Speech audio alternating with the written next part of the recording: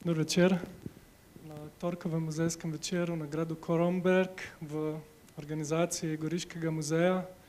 Danes zelo zadovoljni, da lahko spet gostimo našo bivšo sodelavko, ki je še zelo aktivna in že sedaj napovedujem tudi naslednji teden vabljeni Inga Miklavčič Brezigar. Tudi naslednji teden v okviru 8. marca bomo pripravili večer posvečen 8. marcu, kjer bo naša bivša sodelavka spet v glavni vlogi moderatorke. Dobrodošla, Inga. Danes predstavljamo katalog, ki je šel v okviru Goriškega muzeja v okviru razstave Industrijska dediščina na Goriškem. Avtorica Inga Miklavčič Brezigar, soavtorica Klavdija Figl. Zelo zadovoljni in počaščeni, da danes med nami tudi oblikovalec Oskar Kogoj, s katerim se bo Klavdija v drugem delu večera tudi pogovarjala o njegovem delu, delovanju v Meblu ter kako je svoje znanje iz študija v Italiji prenesel tudi na Goriško v 60. letih. Kaj veliko, pravzaprav jaz več ne bom govoril, bom predal besedo Ingi, ki bo predstavila razstavo in katalog, ki ga danes z veseljem dajemo vam v branje. Inga, izvoli. Najlepša hvala, Marko, za predstavitev in seveda tudi za ta uvodni del. Zdaj, jaz moram reči, da se kar počutim domače v tej dvorani, tako da tudi cela vrsta obrazov je zelo domačih, tako da se res lahko nekako bolj sproščeno govorim o vsej zadevi. Ne samo katalog, rada bi do ene mere predstavila tudi razstavo, čeprav že nekaj časa stoji, ampak nekako ne morem mimo tega, kako je začela nastajati razstava in kako smo potem nadaljevali in tudi postavili na svetlo nekje tale naš katalog. No, začelo se je seveda jasno z Andrejem Malničem, s katerim smo se pogovarjali, ko smo opazovali vsa tale naša podjetja, ki nekako so šla v stečaj in se zavedali v bistvu te problematike, čisto nove tematike industrijske dediščine. In tako se je ta program Goriškega muzeja nekako tudi vpisal v lokalni program kulture Mestne občine Nova Gorica in iz tega smo pač prijavili raziskavo in razstavo. Zdaj, jaz sem etnologinja in to je spet ena od teh mojih čisto nekaj novih tematik, tako da je pravzaprav bilo potrebno začeti od začetka. Prvi občutek in enak občutek je bil danes, ko sem nekako se pripravljala na ta uvodni del in sem gledala te begunce, s katerimi vsi živimo v tem času. No, ta občutek je bil, če uporabim svetopisemske besede, kaj mora storiti pravičnik, ko se rušijo temelji sveta. In en tak občutek se mi zdi, da je marsikaterega od nas prevzemal, ko smo opažali, kako je eno podjetje šlo v stečaj, pa drugo v stečaj, pa tretje v stečaj, pa ne vem, četrto, peto, šesto, ljudje so izgubljali službe in nekako ne veš, kaj in s čim se bo to nadomestilo. Industrija, s katero smo živeli v drugi polovici 20. stoletja, ki je v bistvu zaznamovala življenje marsikaterega od nas, ki smo zdaj v pokoju, v penziji, ki smo nekako prišli do tega, da uživamo ta dobrobit industrijske dediščine. No, tale je počasi dejansko šla v zaton. Fabrike so propadale, povedano zelo po domače, in oblikuje se nekaj novega. Zelo težko je v bistvu iz tega dobiti eno pozitivno idejo, eno pozitivno misel. Ampak v bistvu naj začnem na koncu tele naše razstave, ko smo mi spisali celo vrsto fabrik pod naslovom Stečaji. In je prišel Boris Lozej, to opazoval in je rekel, ja ne, Meblo ni v stečaju. Sem rekel, kako je mogoče, da Meblo ni v stečaju? Seveda je, če pač je v stečaju, ni druge variante. In je rekel, ne, ni v stečaju, kaj naj naredimo? Zdaj to je napisano. Je rekel, zbrište, imate gor na vrhu prenova in preoblikovanje nad naslov. In to je točno to, ta pozitivna misel, s katero smo nekako tudi zaključili to našo razstavo s primeri dobrih praks. In tudi zdaj, ko nekako opazujemo vse to reko beguncev, ki gre, ko opazujemo, kako se svet spreminja, imam jaz občutku nemoči tudi eno veliko iskro upanja, da se svet preoblikuje in da ga bojo mlade generacije verjetno s težavo in spet skrbjo in solzami in tako naprej, ampak preoblikovale, da bo mogoče spet svet malček boljši. No, industrijska dediščina, s tem začenjamo in s tem smo začeli tudi našo razstavo. Niso samo poslopja, stavbe, kjer se je odvijal ta industrijski proces, skladišča, vsi stroji, vse, kar je pač pod pojmom industrija, ampak so tudi izdelki, ki bi jih morali imeti v muzejskih depojih, pa jih imamo absolutno premalo in to je bil tudi eden od razlogov, da smo šli v to tematiko, ker moramo začeti zbirati, moramo imeti dosti več teh izdelkov tudi kot materialne dokaze naše industrijske dediščine. Ampak, kar je za mene še najbolj pomembno, industrijska dediščina so tudi vrednote, ki smo jih doživeli s tem, ko so si delavci priborili 8-urni delovnik, ko je bilo ukinjeno otroško delo pri nas, ki po svetu še ni ukinjeno in se še vedno srečujemo tudi s tem segmentom človeške kulture, ki je zelo krut.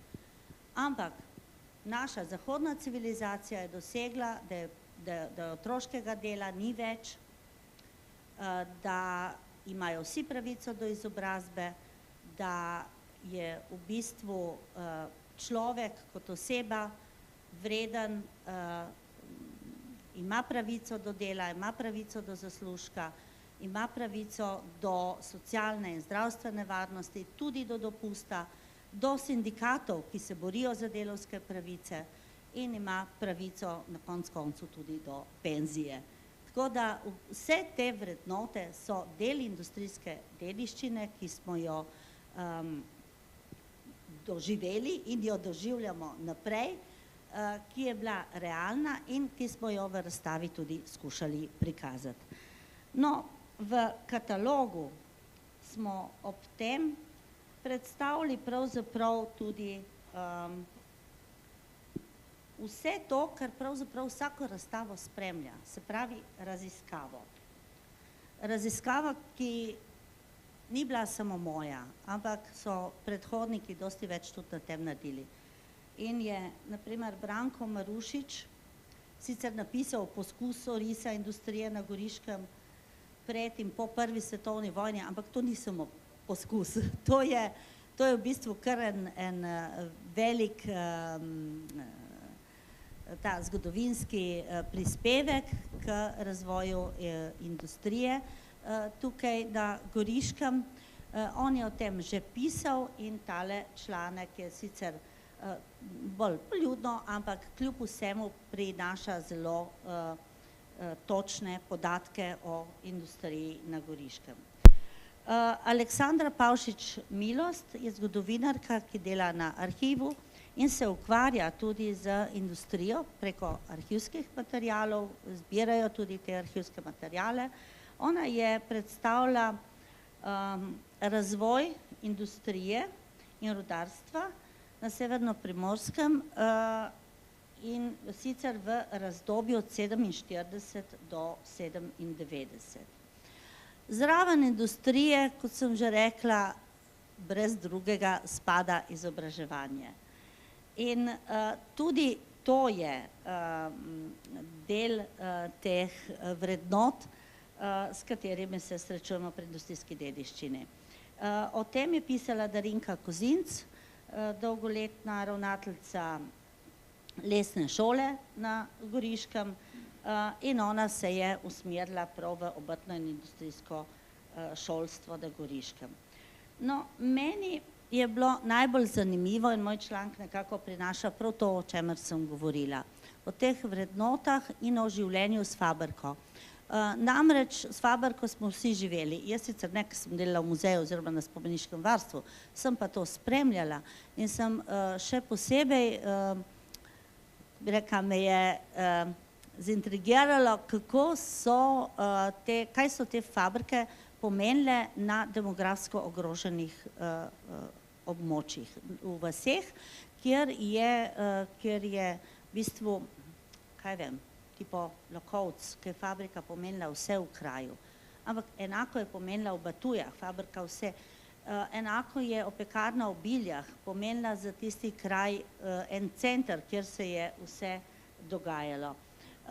Fabrika je skrbela za kulturni in ne samo turistični, tudi planinska društva so imeli po Meblu, tudi, ne vem, v Meblu, naprimer, so imeli pevski zbor, pa ne samo v Meblu, vse povsod, so imeli celo vrsto teh dejavnosti, ki so se potem pletle okrog fabrike. In to je ta delavska kultura, ki se je oblikovala za razliko, no, če povem, smo imeli tudi razstavo meščanstva, kjer je kultura, meščanska kultura nekaj drugega, kot naprimer delavska kultura, kjer se živi v blokih, kjer se živi z industrijskim delom in kjer se živi s fabriko, da tako rečem, in spet nekaj drugega kot kmečka kultura, kjer se živi z zemljo.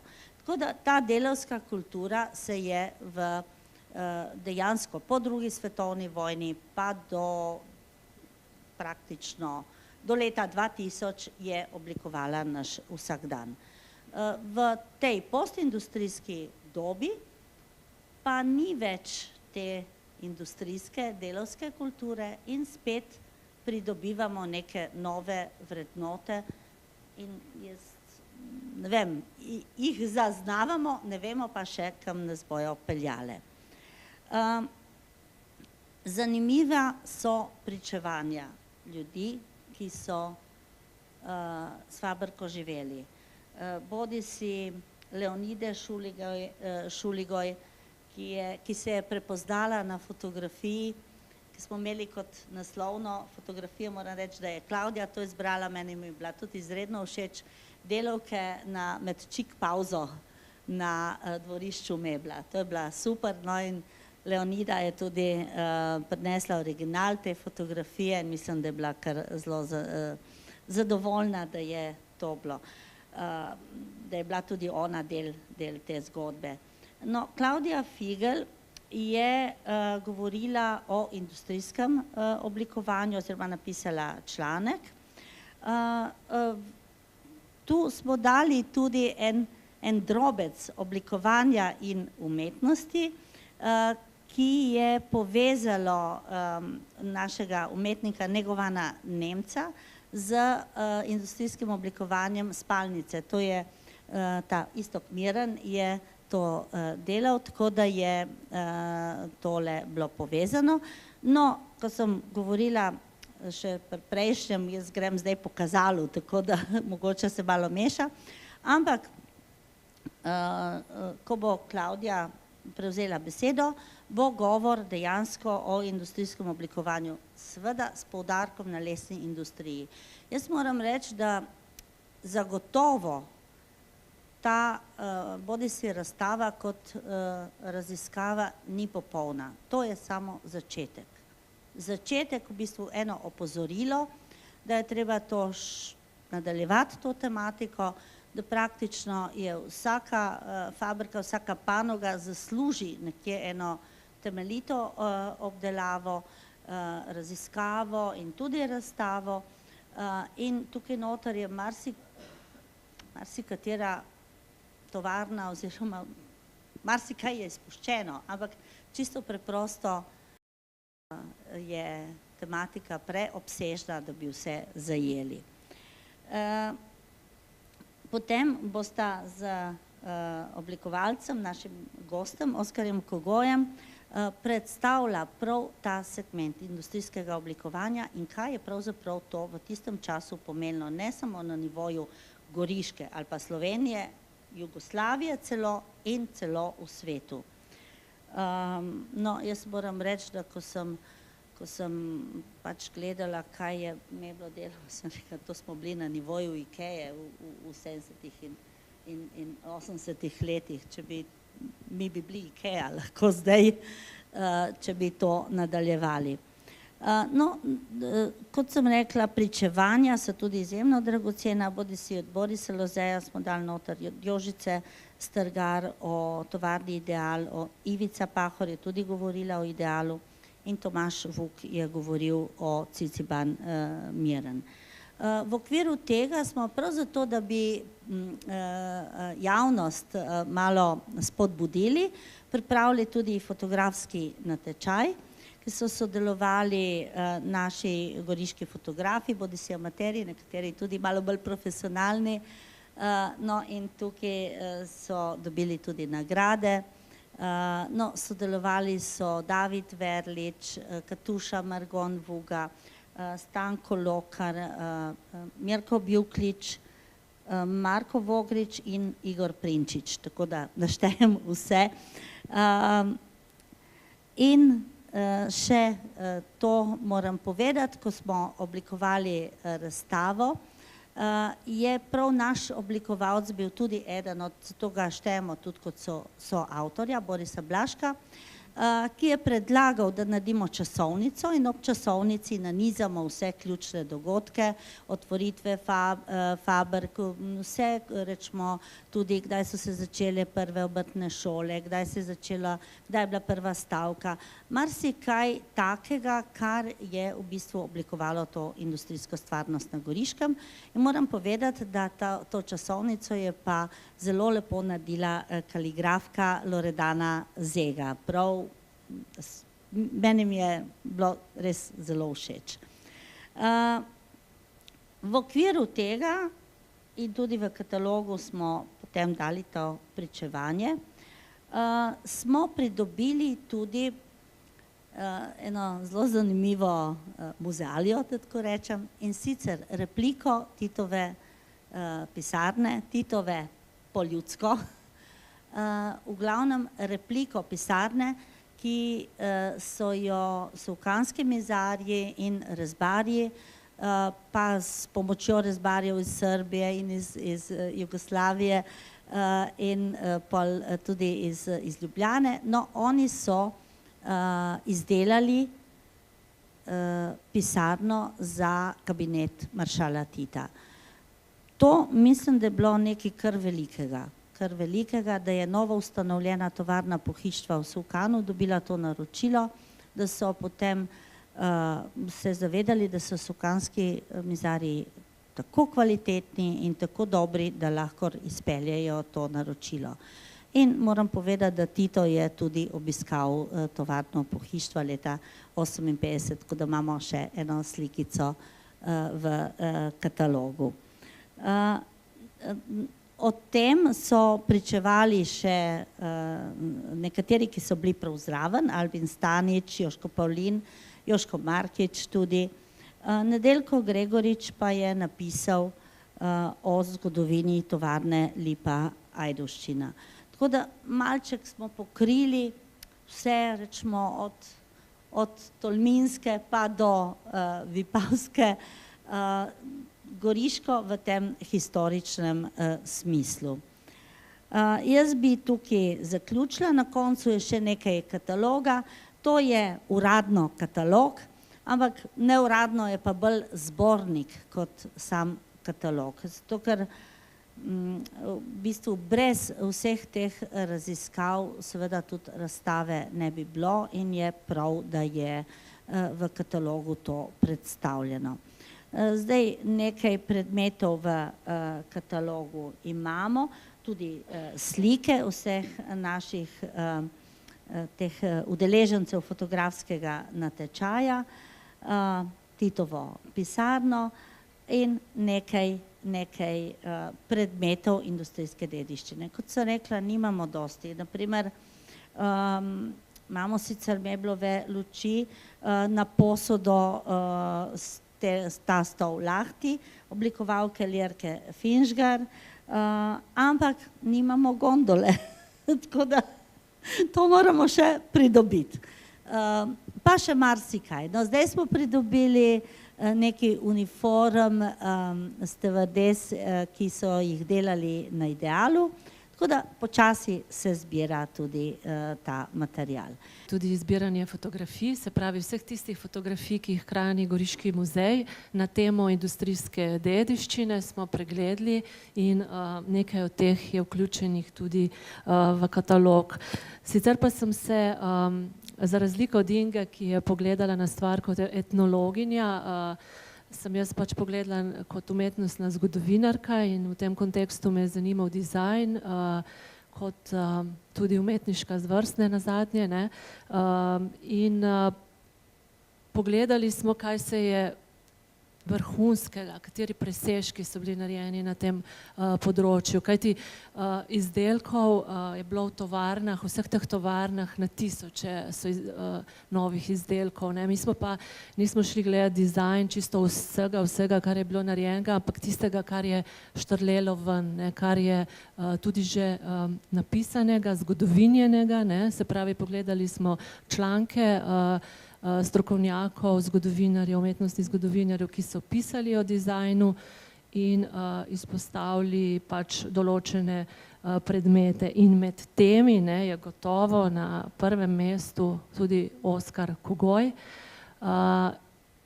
skupaj z inštitutom na Meblu, se pravi ta dva subjekta, ne, inštitut Mebla, kjer je bila zaposlena Ljerka Finžgar, in Oskar Kogoj, recimo jaz sem njiju dveh izpostavila kot dva taka oblikovalca, ki sta ustvarjala presežke.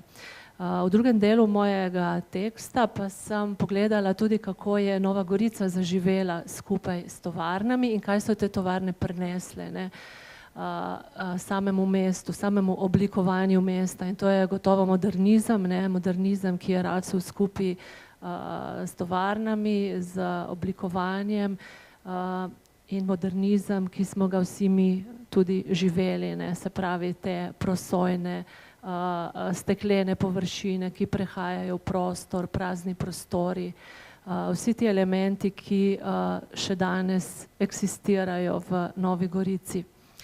Tako da ne bom predolga, bi se zdaj posvetila pogovoru z Oskarjem Kogojem. Najprej dober večer, Oskar.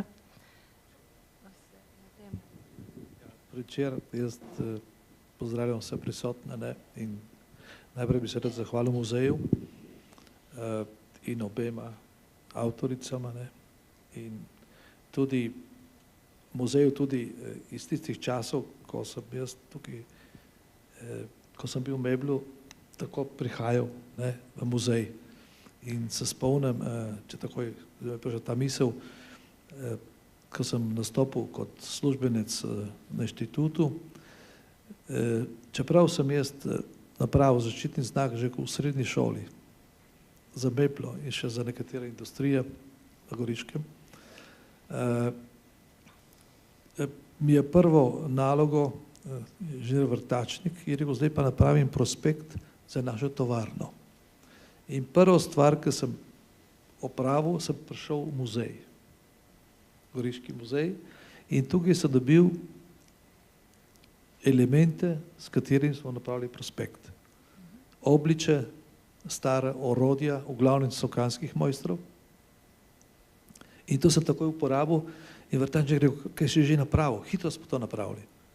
Žal, jaz tistega kataloga nimam, ne, ampak nekdo ga ima verjetno In to se pravi, da predno so te sprejeli, čeprav si že sodeloval, so bili ti naši direktori izredni ljudje, so šli počasi in so preizkušali, če je ta pravi fant, ne. Tako se s tem sem tudi jaz mislila začeti, se pravi znakom, ne. Oskar Kogoj je že v srednji šoli, to je bila ena prvih njegovih oblikovalskih nalog, izvedel znak za meblo in zdaj pred kratkim je izšla knjiga. Ne, to je stara knjiga. Ja, no, v tej knjigi, to so hotela reči, največjih simbolov oziroma top symbols and trademarks of the world je tudi ta, evo, simbol mebla, obravnavan med vsemi svetovnimi znaki, ne. Oskar, kako so prišli do vas v srednji šoli? Kdo vas je poklical, kdo vas je vprašal za to? Tako, jaz rekel, izhajam iz ene družine, kot vsi naši domačini, tudi mojstrov velikih. In recimo Iztok se je rodil iz tovarne mojega deda, Cirila Butkoviča, kateri je imel prvi parno postrojenje za obdelavo lesa, še pred Sovkanci, industrijskem smislu. Čeprav Sovkanci so bili pa veliki mojstri in ne vem, če se zavedate, da sovkanski mojstri so v Italiji, ko je bil časov Italija, dobili natečaj za izdelavo italijanskega parlamenta. Danes, ko ga gledam po televiziji, to so delali sovkanski mojstri. Je res Margič ali ne? To so premalo poudari. Ampak ne vem zakaj. To je le Mittel Evropa, ne? Je stičišče raznih ljudstv, raznih poti. Prav Goriška pokrajina. Mi sploh ne vemo, kje živimo. In vsako toliko desetletij pa stoletij se vse poruši. Poglejte, prva svetovna vojna, druga svetovna. Če gremo nazaj, Jantereva pot, Svilena pot, Kamnita pot, vse gre tukaj mimo nas. Potovanje zlata preko Afrike v Indijo in tako naprej. To se pravi, da naši ljudje imajo, zlasti Primorci, imajo ogromno genov, imajo ogromno talenta. Tukaj se dokaza. Meblo je nastal iz niča. Ampak so bili ljudje veliki mojstri. Jaz sem spoznal v teh tovarnah neverjetno genialne ljudi. Za les, za kovino, napravil se tudi znak za vozila Gorica, za plastik kanal in še nekatere. Tukaj so v teh znakih. Obstaja 7 knjig, ta je ta 7, najboljši znaki na svetu in mi smo noter. To se pravi, ravno tako, zdaj smo na tleh, ampak se moramo dvigniti. Naši ljudje imajo tu možnost. In so talenti, jih treba podpreti. Pa vendarle, Oskar, kako so vas našli v srednji šoli? Niste Ja, to nisem odgovoril. No, jaz sem imel razno zelo dobre profesorje v srednji šoli, bil sem malo kasneje sem šel, ker sem moral mojemu očetu zgraditi mesnico, zmalovariti mesnico. In potem moj oče je rekel, da bom mesar, jaz sem rekel, da ne bom mesar. In bom umetnik, moja nana me ni hotela pustiti, Silvester Komel, slikar, je hodil prositi mojo nano, ne pustite ga fanta, že enkrat ne gre po svoji poti. Resnično ni bilo lahko, ne. Ampak še prej me je oče naučil, da sem postal praščar. Veste, kaj pa to pomeni? Mojster za klobase in salame. Ampak to ni enostavnost, to je veliko znanja. Jaz sem se ogromno naučil takrat, ne. No, potem se pa jaz vtekel v srednje šole in tam sem začel fajn delati, ne. Prišel sem v tako okolje, ki meni ni odgovarjali Ljubljana, ampak so bili pa profesori zelo dobri. Družina Pogačnika, Bogica in Marjan Pogačnik, najboljši slovenski oblikovalci, grafični, sploh nepoznani v Sloveniji. Ampak so bili toliko pred časom, da so se mogli skrivati. In jaz še potem, ko so bili stari, sem jih obiskoval in tako naprej, vrhunski ljudje. No in potem med njimi je bil pa tudi prav en mojster za industrijsko oblikovanje, Miloš Požar, ki je študiral pa v Rusiji in je poznal druge dimenzije. Zdaj, važno je imeti dobrega profesorja.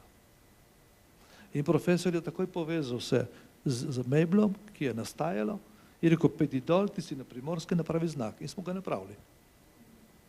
In po tolikem času, ko sem prišel jaz, dobro, pa sem pač šel sem utekel tudi iz Ljubljane, po 3 letih sem kar šel na spremne izpite v Benetke. Bo kar bo. O tem tudi pišemo v katalogu. Naj povem, da sem jaz z Oskarjem Kogojem tudi posnela intervju z Iztokom Saksido, ki je na ogled na razstavi, tako da si tam mogoče lahko tudi več ogledate, poslušate.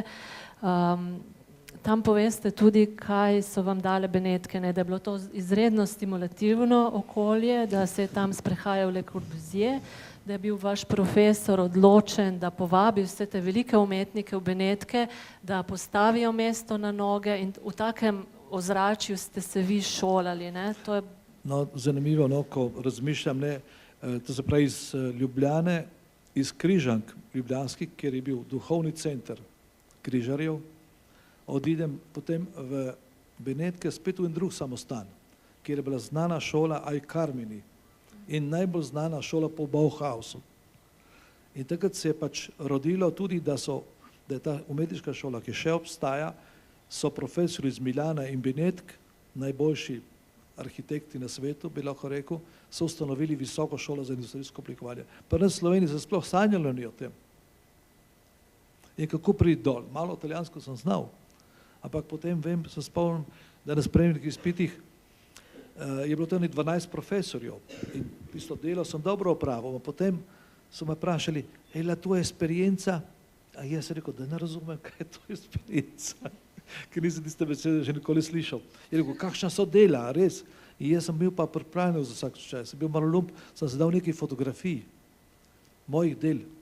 Sovkanci so mi pomagali, da sem napravil neverjeten kanu, pobarven slikarsko, študiral indijanske umetnike in tako naprej in sem jim pokazal, kako ste pa vi prišli v Benetke. Jaz sem rekel, sem šel v Oglej, zmirna, sem šel na mojo barkico, sem prišel do Ogleja in z Ogleja sem prišel kar direktno v Benetke. Sem se hecal, Jožeš Marija. Na koncu sem bil najboljši, ne zato, da bi se hvalil, najboljši napravil sprejemni izpit. Profesor Maceriol je rekel, viva il Tito. Ja, res, ne. Danes ga blatijo, ne, ampak Tito je bil velik človek. Ne. In potem so mi pa ti profesori strašno pomagali, da sem bil prišel tudi do štipendije in da sem potem postal asistent, na kratko povedano. Potem za Tobijo Scarpo, ki je učil pa na Mednarodni univerzi za umetnost in tudi ta profesor Maceriol, ki je imel ženo Slovenko, ma ni znala več slovensko. Je bila pa rektorica filozofske fakultete. Ema Stojković je še živa. Ampak naši Primorci so imeli različne poti, se veste. In tudi so pač trpeli, vojni časi so bili in tako. Zdaj pa ta Benetke nekako so čutile, da morajo spet ponovno se revitalizirati. Tudi Benetke so na tleh, ni samo naša pokrajina na tleh. Treba je spet iziti iz te krize. Na kakšen način? Jaz bom povedal samo 2 besede. Resnica in ljubezen. Ma resnična in delo. In bomo prišli dalje. Tako, mene zanima, kakšno je bilo takrat, to so 60. leta, v dizajnu se je dogajalo ogromno, ne? Kaj vam je bilo takrat pomembno, kaj je krožilo takrat v zraku? Vi ste omenili 3 stvari, ne, ki so bile 4 stvari, ki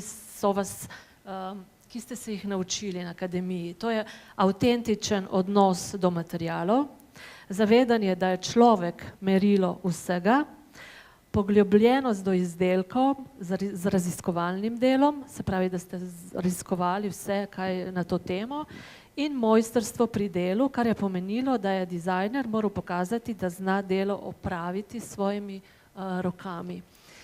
Me zanima, kaj je bilo takrat v dizajnu tako zelo pomembno, novo? No, točno, to se pravi, Benetke so že imele po analizah tudi profesorjev italijanskih, ki so delovali v Ameriki in so iz Amerike prenašali tudi najbolj napredne, rekel, čeprav Benetke same kot take so že imele veliko inteligence, ne, zlasti so imeli velike mojstre. Jaz vem, da prvo nalogo sem delal razvoj gondole, kako je gondola nastala. Ampak ne ta gondola, ampak Beneška gondola. Beneška gondola. Zakaj so črni?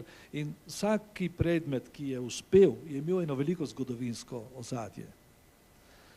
Benečani so tudi naši ljudje, Slovenci dol. Prvi dva dolža sta bila Dorinigo in Močinigo, da ne bo se zašel predaleč. Ampak so bile tako pomembne Benetke, ker so že tisočletja prej imele izkustva z Slovenci smo bili tudi hiperborejci, to se pravi, smo bili tudi trgovci in povezani z Indijo, z Afriko in tukaj Benetke so pozneje se razvile iz tega in ustvarile kaj?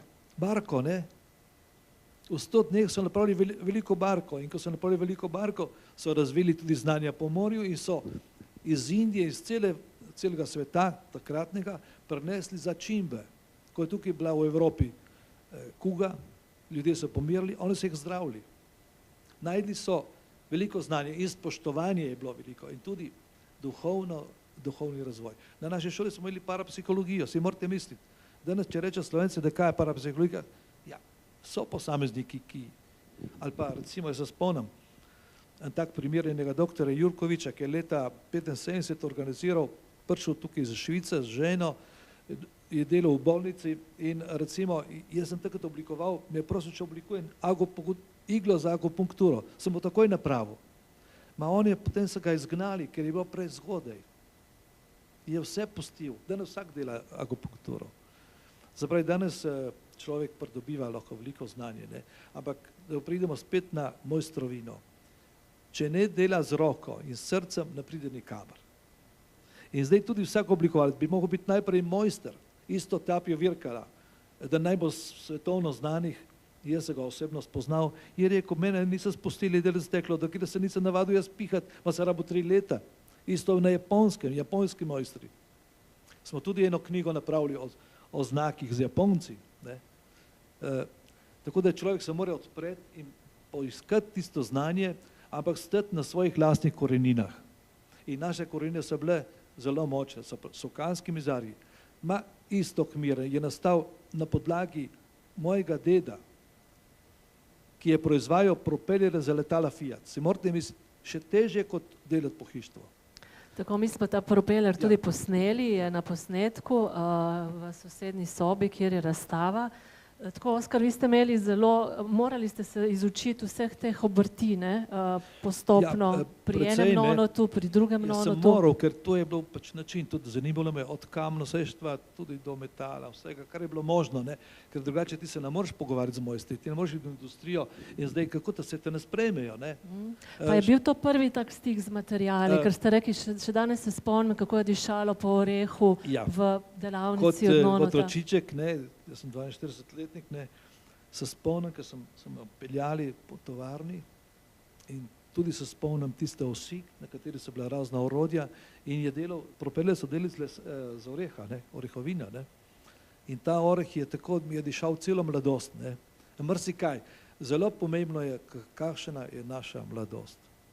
Tudi jaz sem prišel zato, da mogoče da bi sugerirali tudi vi, pejte v vašo mladost in pa ste odkrili neizbirno bogatstvo in tudi skozi to analizo tudi samega sebe. Zdaj v vsakem predmetu pa je ogromno znanja. Recimo v tem stolu, zakaj je svet ponoro, ki je bil, ker smo mi združili ogromno strokovnjakov, od mojstrov do tehnologov, do psihologov, kritikov, doktor Šušnik je študiral te stole. In kaj se je zgodilo? Šele po 15 letih jaz najdem ta stol popolnoma enak v kulturi Situl. Poglejte ga. Naj povem jaz malo ozadje, tukaj gre za gondolo, ne, ki jo je Oskar Kogoj oblikoval, to je samo osnovna linija, konec 60-ih let za meblo. To je kolekcija, jih je 12 različnih. 12 različnih počivalnikov. In jih je potem po 15 letih našel tudi na... Tudi kultura Situl. Ampak kaj je pomenil ta stol? To je 3-4 tisoč let nazaj. Je bil duhovni stol za meditacijo. Zapravi, mi v nas najdemo vse, kar hočete. In danes mladi ljudje kar razumijo te stvari. In je treba naučiti, da najde odgovor na vse te probleme, ki jih imamo, ne? Ko ste snovali to gondolo, ste se spomnili vašega ležanja v mladosti na Senu, ne? Tako da je to tudi izhaja iz... Ja, seveda, nekako potem z otroštva. Pinjatari, profesor Pinjatari se usedel v sneg, je cel proces, je tukaj knjige napisano, da bi zdaj vse to... Mogoče pa vseeno se ustavimo pri gondoli, ki je tudi ena pomembnejših vaših izdelkov v tem prostoru, za katero ste prijeli tudi nagrado Prešernovega sklada in jaz svoj članek začenjam prav z revijo Industrial Design, se pravi svetovno revijo, ki se ukvarja z svetovnim dizajnom. V njej so leta 1971 na naslovnici številke, ki se ukvarja z znanostjo sedenja, The Science of Sitting, objavili prav to krivuljo na naslovnici. To boste videli tudi v katalogu. Takrat je bila to velika inovacija, ampak najprej, zakaj sploh ime gondola? Ste poimenovali po tem beneškem čovnu ali... Zato, ker je, so rekli, se zibile kot gondola. Gor dol, se to je slovenski izraz, gondola, se je slovenska beseda.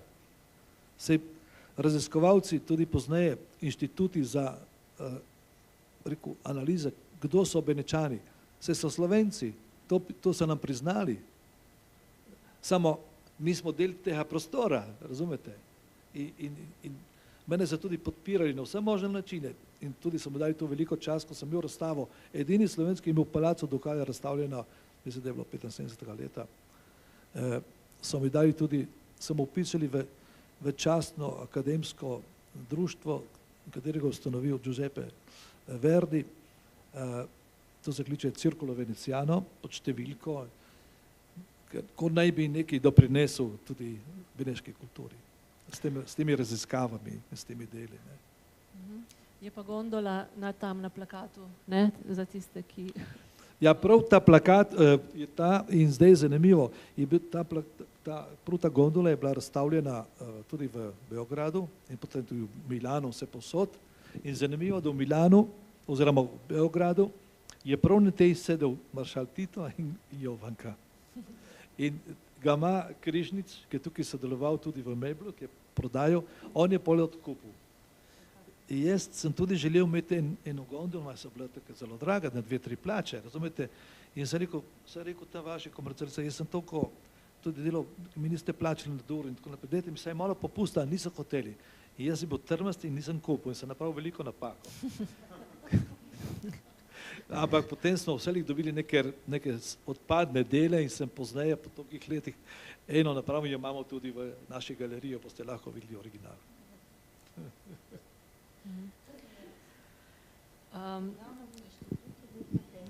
Ja, inštitut. Ja, inštitut, tukaj so bili razni strokovnjaki, tudi gospa Švožekova, ki se je ukvarjala s tehnologijo. Bili smo povezani z Bayerjem, to se pravi najbolj moderna tehnologija, ki je obstajala danes v Evropi. Smo potovali. Tako da tukaj je bil res za tisti čas neverjetno, ne. Meblo je bilo slavno. Ko si prišel, ko smo mi razstavljali v Milanu, so rekli, kaj ti delaš z Meblo, italijanski kolegi?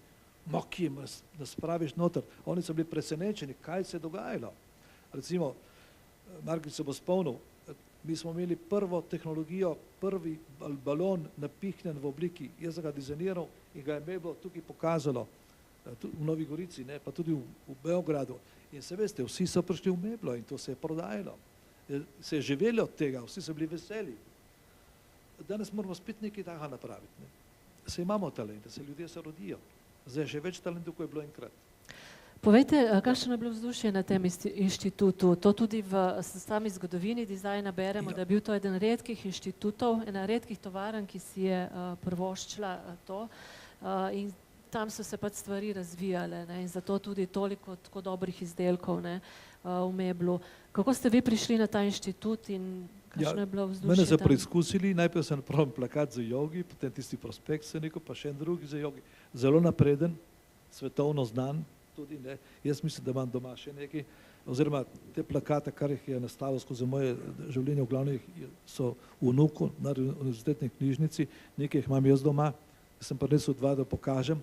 ker je bilo veliko industrije, ni bila samo meblo, je bila tudi lipa, je bil potem Istok Miren, ki se je tu razvil Cicibana, tukaj imamo igrače, potem je Plastikanal, Tik Kobarid, ne, pa še mogoče. No, katere izdelke ste vi še oblikovali, recimo poleg te slavne gondole, počivalnika? No, takrat Tik Kobarid so bili zvijači, ki so bili luknjo in so rekli, ja, mehaniki so mi rekli, to je ta boljši šraubencihar. Ampak potem je bil pa tako dober, da se je lomil. Se je rekel, dajte spremeniti jeklo, dajte poboljšati jeklo. So ukinili.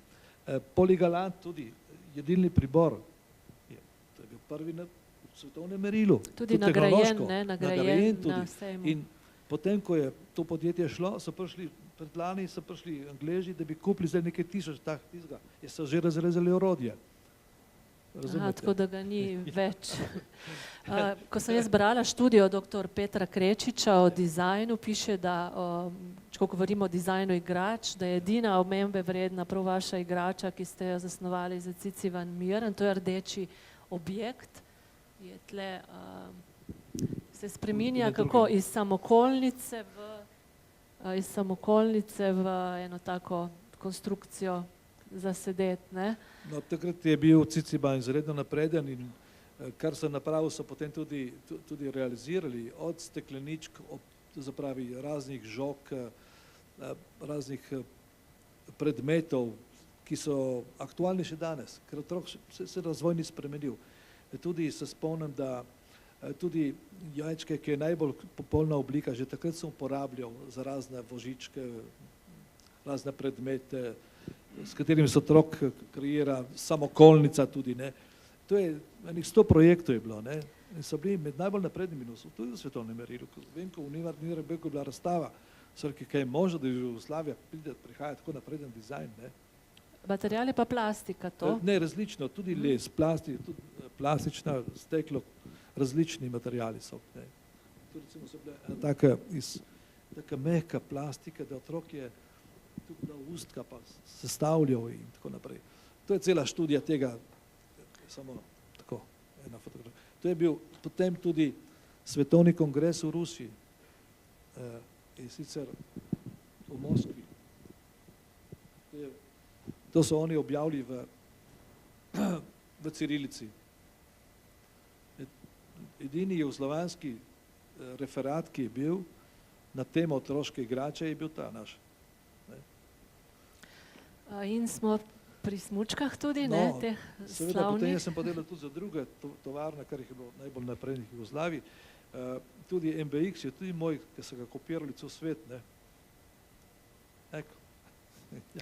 Tako, jaz sem brala v tej reviji, kjer ste vi omenjeni, Industrial Design, na naslovnici, ob bok, prav zraven vas primerjajo z takim slavnim fizičnim oblikovalcem Kukapuro.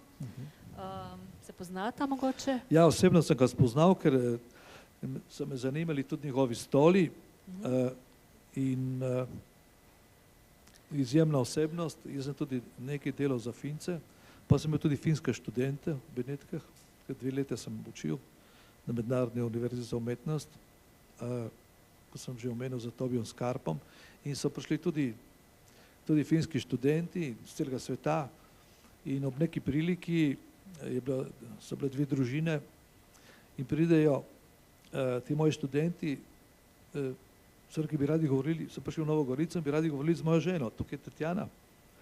In so rekli, če ga pustiš, mi imamo karte za Finsko,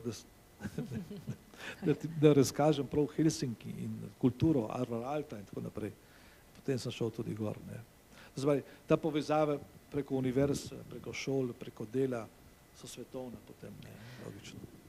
To me tudi zanima, kakšen vpliv, ker recimo v 60-ih letih zelo prodre skandinavski dizajn, prid do lepo oblikovanih stvari, poceni stvari, funkcionalne stvari, tako me zanima, koliko ste vi takrat padali na skandinavski dizajn. Ja, jaz sem bil povabljen celo tovarno Arika, ki je bila, zelo znana, danes tudi svetovno znana, in so rekli, da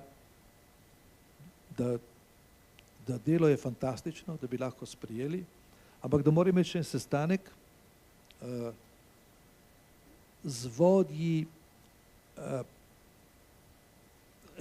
ekonomskimi vodji, ki lansirajo ime. In potem sestanek je bil in se rekel, kot dizajner nam odgovarjaš, ampak nimaš finskega imena. Ker oni so hoteli lansirati finsko ime. Zanimivo, ne? Mi bi se prodali takoj. Oni so trdo držali in lejte, še danes trajajo po svojem. Isto se je zgodilo na Danskem. Ne? Pa neč hudega, smo dobili pa druge. Zdaj sem delal veliko za italijansko industrijo, zdaj pravzaprav začel sem tukaj v Sloveniji, potem sem pa dol delal. Ne? Tega pa nismo prinesli. Gotovo. Je precej knjig in tega. Tako, pa vendarle me zanima, recimo, vpliv ameriškega dizajna, vpliv skandinavskega, kako se je to mešalo, ne? Oziroma, kakšne kvalitete ste tudi vi prepoznavali, recimo, v skandinavskem dizajnu? Najprej mene osebno zanima Skandinavija kot taka, zaradi tega, ker ona leži na severu in ima posebno izkustvo, zgodovinsko. Morje, tudi kondicijo, mrez, ne? In tam se je pač skozi zgodovino razvil posebno oblikovanje. In tipičen dizajner taki, ki je vztrajal, je bil prav Tapio Virkala. Ne? On je pa vse modele delal z nožem. Vse modelčke je napravil z roko. To je fantastično, mislim. Da bi prišel do pravega jedra oblike. Še danes so njegova dela nesmrtna. Tako tudi dela Kukapura, ne, sem pogledala prav danes na internet, ga Christie's, ta dražbena družba, prodaja za, ne vem, 2000 funtov ti stoli, imenujejo se Kuroseli, verjetno poznate, to je dizajn iz 65. leta, v bistvu tisti čas, ko so nastale vaše gondole in tudi v tem industrial design primerjajo prav vas in njega. Jaz sem ga tudi osebno spoznal in imam tudi eno pismo, ročno napisano, me zelo pohvalil, mislim, kot kolega, tako ne. Sedaj, oni so zdržali, pogledajte ta pritisk, mi nismo zdržali. Zakaj pa gondola ni šla v serijsko proizvodnjo, da bi jo danes prodajali lahko po svetu? Ne bi rad povedal prav resnice, zato ker je žalostna. Meblo je potem ni zdržalo tega pritiska in mi smo bili pred časom malo tehnološko. Nismo uspeli, velika tovarna, veliko problemov in tako naprej in zaradi samega razvoja tovarne ta stol ni šel je šel v serijsko proizvodnjo. Ampak kaj se je dogajalo? So se lomili, sem pa tja, se je kakšen zlomil. Mi smo tudi predstavili v Skandinaviji, v Kopenhagnu, vrtaček je bil zelo napreden. Ja, so poslali gor eni načrtno taka, da ko so hoteli naročati, se je zlomil. Taka šlamparija, razumete? Ker oni so imeli zlato v rokah, samo niso znali pa tam embalaže. To se dogaja vedno, veste. Žal, ne. Ampak delo je tukaj. Če dobimo eno tovarno, ki začne proizvajati, bomo prodajali Amerikancem za počivanje.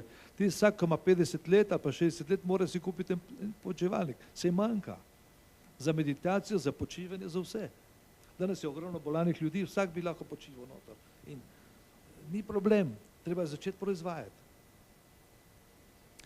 Bi ga zdaj spet naredili iz plastike ali...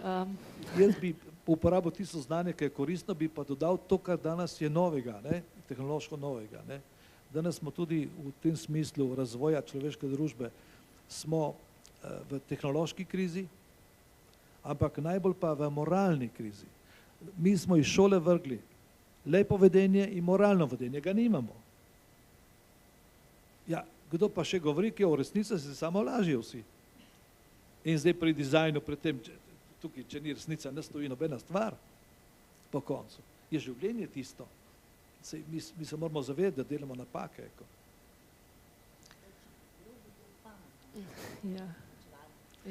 Jaz sem že dobil nekaj ljudi, ki bi radi proizvedli, ampak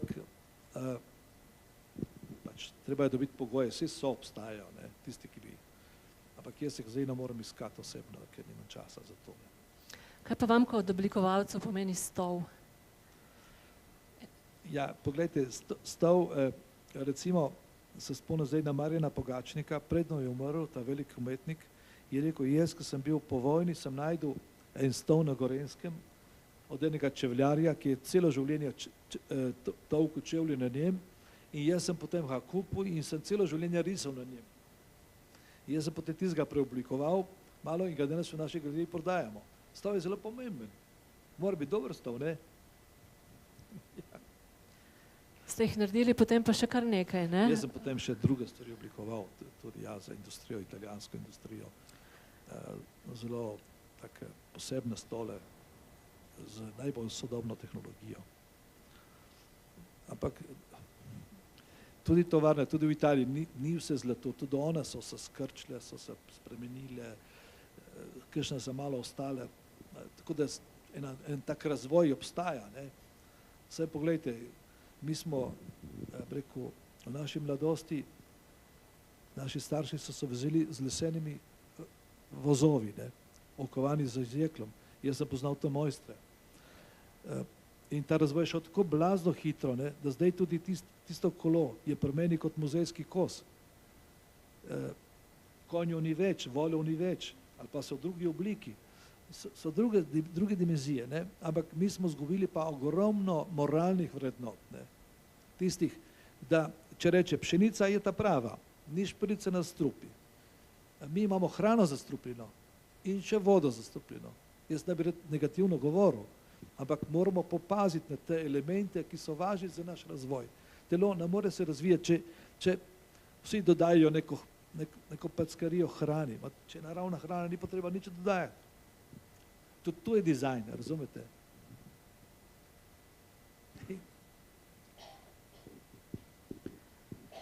In tako potem tudi arhitektura politikam je šla.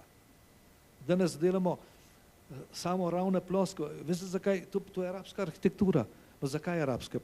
Ker tam ni dežja in ga lovijo vodo. Pri nas je pa preveč, govorimo odvodnjavati. Naša hiša se gnijejo, oni se pa niso spremenili. Razumete? Poglejte tiste ravne hiše, kakšne so. Prije mufa, prije vlaga in vleče noter negativno energijo iz kozmosa. Namesto da bi pozitivno. Smo pozabili na tradicijo, na mojstre, ki so delali. Eden zadnjih stolov je bil pa, ki ste jih zasnovali, je bolj klopca sicer kot stol, ampak namenjena počivanju pred hišami pisateljev slovenskih, ne? Je ta projekt šel pogon ali še stoji? Ja, so prišli ti pesniki in so hoteli, res zelo lepa ideja, da kjer so se rodili ti veliki možje slovenski, da bi napravili stol. Jaz sem ga napravil in postavil vzorc pred našo galerijo in se ga posvetil svetemu Hieronimu. So rekli, da ni bil Slovenc. Kako da ne? Se je rodil v Starodu. Pejte iskat. Ja, veste, mi predvsej ne iščemo resnice.